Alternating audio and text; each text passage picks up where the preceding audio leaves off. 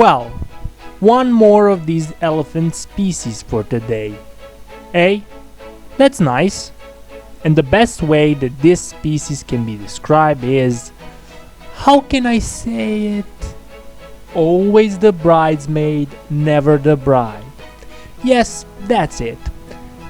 Because he's too often mistaken for his bush cousin. And today we're gonna lift such preconceptions. And thus starts another mammal series.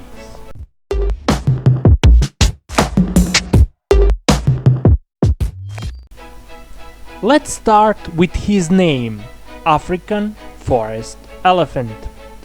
And now I must digress for a little bit. It has come to my attention by the person that I greatly respect that I have bored him to death with my deluge of badly pronounced Latin.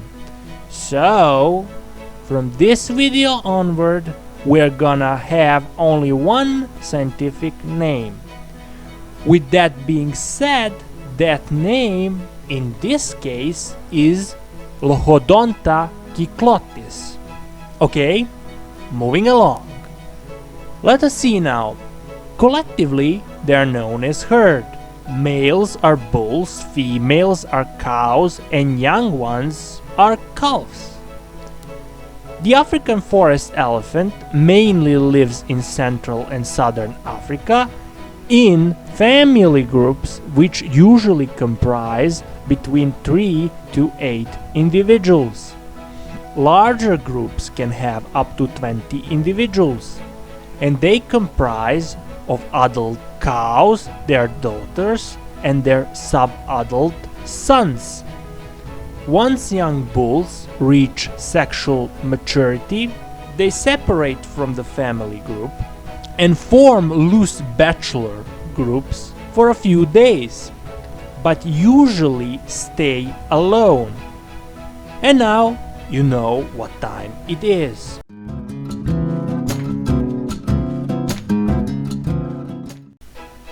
Males enter musth, and that entails secretion of fluid from their temporal glands, becoming more aggressive, and the dripping of urine. Older males experience musth way longer than younger ones. But what really separates them from their bush cousins is the way in which they distribute that musth scent. Instead of running like maniacs around savanna, they elegantly rub their head on trees or bushes, and they may even flap their ears accompanied by musth rumble so that their smell can be blown towards other elephants. Females are polyestrous, however, there does appear to be a peak in conception during the 2 rainy seasons of the year. Generally, the female conceives after 2 or 3 matings. Although the female has plenty of room in her uterus to gestate twins, twins are very rarely conceived, which is very unfortunate for this particular species. Gestation period lasts 22 months. Baby elephants weigh around 105 kilos, i.e. 232 pounds at birth. Almost immediately they can stand up and move around. Their tusks do not come until around 16 months, and calves are not weaned until they are roughly 4 or 5 years old. By this time, their tusks are around 14 centimeters and begin to get in the way of suckling. Bulls reach sexual maturity around 20 years of age. Their shoulder height is between 2.4 and 3 meters, i.e. 7.9 and 9.8 feet. Cows reach sexual maturity between the age of 8 and 12. On average, they begin breeding at the age of 23 and give birth every 5 to 6 years. As a result, the birth rate is lower than the bush species. They are around 1.8 and 2.4 meters, i.e. 5.9 and 7.9 feet tall at the shoulder. African forest elephants' weight is around 2 to 4 tons. Footprint size ranges from 12.5 to 35.3 centimeters, i.e. 4.9 to 13.9 inches. Forest elephants have a lifespan of around 60 to 70 years. For some other differences between bush and forest species, we have, for example, that African forest elephant have rounder ears, different number of toenails, and straight tusks. And speaking of tusks, they are pink in color and can grow about 1.5 meters, i.e. 5 feet. They're also thinner and harder than the tusks of African bush elephant, which, as we are going to see later, is not always a good thing.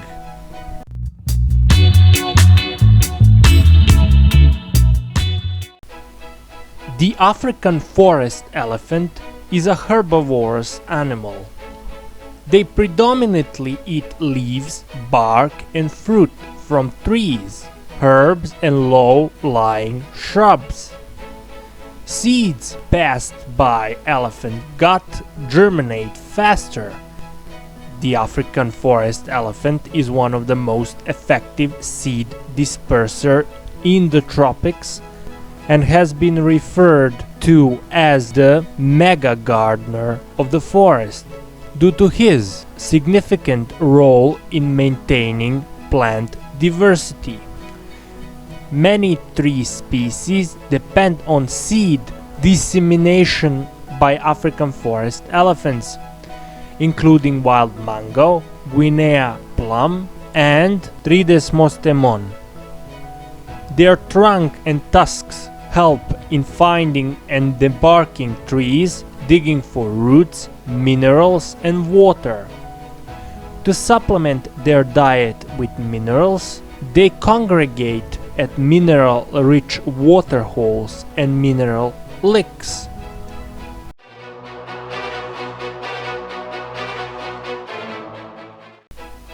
And just like before, there are no predators. Though this does not stop crafty little hyenas and lions to try and pick up some lost calves or elder specimens. But let's face it, humans are the biggest problem in this field. Habitat loss and poaching are prevalent causes for diminishing numbers of elephants.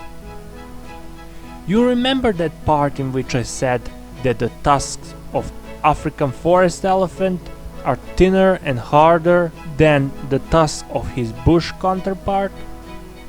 Well, that also makes them more valuable.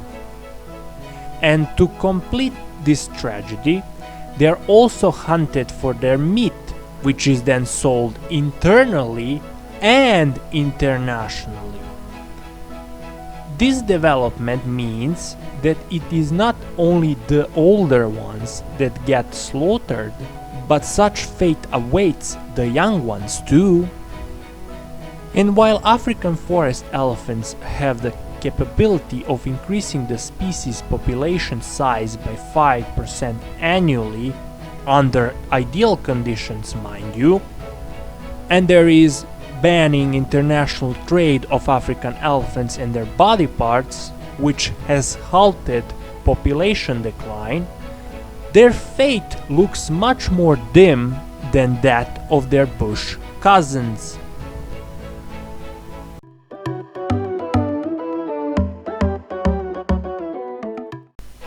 Chameleon and elephant crossed paths one day. An elephant mockingly said, "You are so small." "I may be small," said Chameleon, "but I am faster than you." Elephant stamped in anger.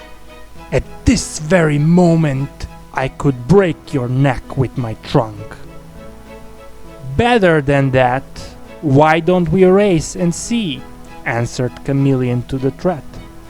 Elephant scoffed at that, but agreed nonetheless. Chameleon then went to his brothers and sisters, and he told them what has happened, and he also told them, "Tomorrow we are going to show that bully that brawn can't beat the brain. When the race starts, I will hide on his tail in such a way that he doesn't notice me.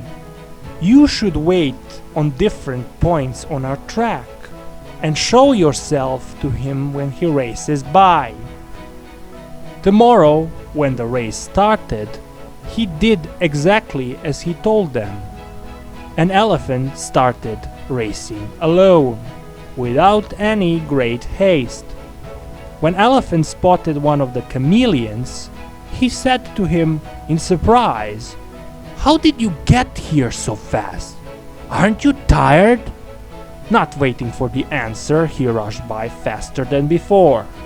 This repeated several times, until Elephant couldn't run anymore, and he collapsed out of fatigue.